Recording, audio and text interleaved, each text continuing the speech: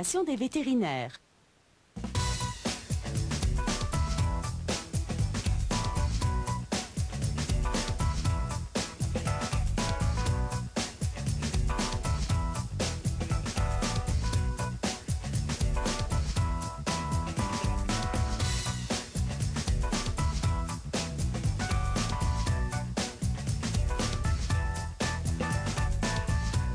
Bonjour. Bonjour tout le monde. Bonjour Charles. Bonjour Sylvie. Bonjour Pina Colada. Pina Colada, c'est mon nom. Je suis une petite Yorkshire Terrier. Je suis un petit peu nerveuse aujourd'hui d'être à la télé, mais quand même, je suis très belle. Je suis prête pour l'exposition. Regardez le petit bijou que j'ai sur la tête. Tu vas voir faire des voix. Oui. Prochain job. Prochain job. Aujourd'hui, on a une éleveuse de Yorkshire Terrier. Oui. Mason qui va venir nous parler de ses Elle fait petits, 35 ans qu'elle fait ça, chiens. madame. Eh oui, les petits chiens, puis elle aime les gros Elle les chiens. connaît. Elle les connaît certainement. Bon, de ton côté, madame? Aujourd'hui, je vais vous parler de signes vitaux chez votre animal. En fait, des fois, on se rend compte que notre animal, il file pas, mais on n'est pas sûr, il est juste fatigué ou il file pas. Mais il y a 4 signes physiques que vous pouvez vérifier sur votre animal qui peuvent vous en dire un peu plus long sur sa santé. Bon, nos chroniqueurs réguliers sont là également aujourd'hui.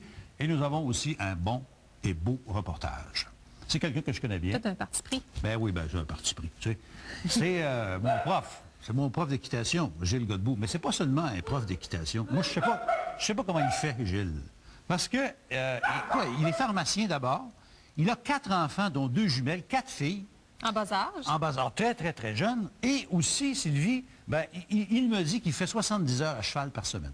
C'est un Grégory Charles. Oui, là, c'est bon, le Grégory Charles d'équitation. On va regarder ça tout de suite.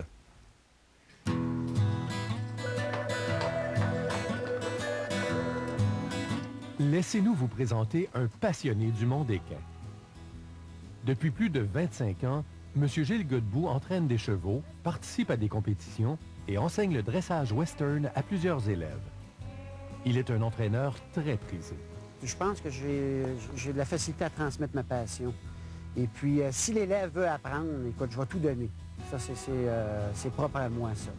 Souvent, une personne qui veut apprendre à monter à cheval pour aller faire de la randonnée, comparativement à une personne qui veut monter à cheval pour apprendre à faire de la compétition, l'enseignement ne sera pas toujours la même. Mais j'ai eu beaucoup d'élèves qui sont venus ici avec l'intention de faire de la randonnée et puis qu'on a bifurqué en cours de route, puis ça devient maintenant des gens qui font de la compétition avec moi. En plus de ses multiples activités équines, M. Godbout est pharmacien et père de 4 enfants âgés de 6 ans et moins. J'ai la passion des chevaux. Ça me donne de l'énergie, là, pour... Puis j'ai une famille aussi, la famille. J'ai une femme très compréhensive. Ça prend ça absolument. Puis j'ai pas besoin de beaucoup d'heures de sommeil. Ça, c'est un autre atout que j'ai, là. Écoute-moi, 3-4 heures de sommeil, je suis prêt à repartir pour une journée sans problème. Sans problème. M. Godbout a développé cette passion pour les chevaux alors qu'il était encore tout jeune. Déjà à 5 ans, je dessinais des chevaux. Tout était centré sur les chevaux. Et puis, plus que j'ai grandi, plus que cette passion-là est devenue forte. Et puis, par la suite, là, j'ai rencontré des personnes qui m'ont aidé bien gros à progresser dans cet environnement-là. Et puis, avec les années d'expérience, avec les heures de monte à cheval, ça m'a permis d'être rendu ici aujourd'hui. En compétition, plusieurs manœuvres peuvent influencer la note des juges. Il y a les grands cercles rapides, les petits cercles lents, les changements de pied au galop et les vrilles. Là, j'éloigne cette jambe ici, je mets la jambe extérieure, il rentre dans son pivot. Là, j'ai plus de jambes. C'est-à-dire que le cheval va tourner sur lui-même à des vitesses incroyables, puis il faut qu'après 4 tours, on arrive vraiment en face du juge. Ça comprend aussi des arrêts en glissade. Si on s'en va au grand galop, on fait dire la commande « wow » et le cheval peut s'asseoir sur les fesses, il peut glisser pendant un 25 pieds facilement. Pour M. Godbout, il n'y a pas d'âge pour faire de l'équitation. Il n'y a pas d'âge. Écoute, moi, je planifie de faire ça jusqu'à 75-80 ans sans problème.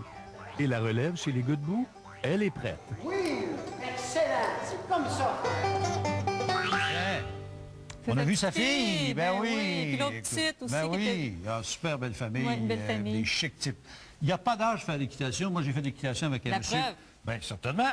J'ai fait de l'équitation avec un monsieur de 82 ans que je salue, qui fait de l'équitation très, très bien. M. Jean Racine, avec son gros cheval, Napoléon. Tu vois?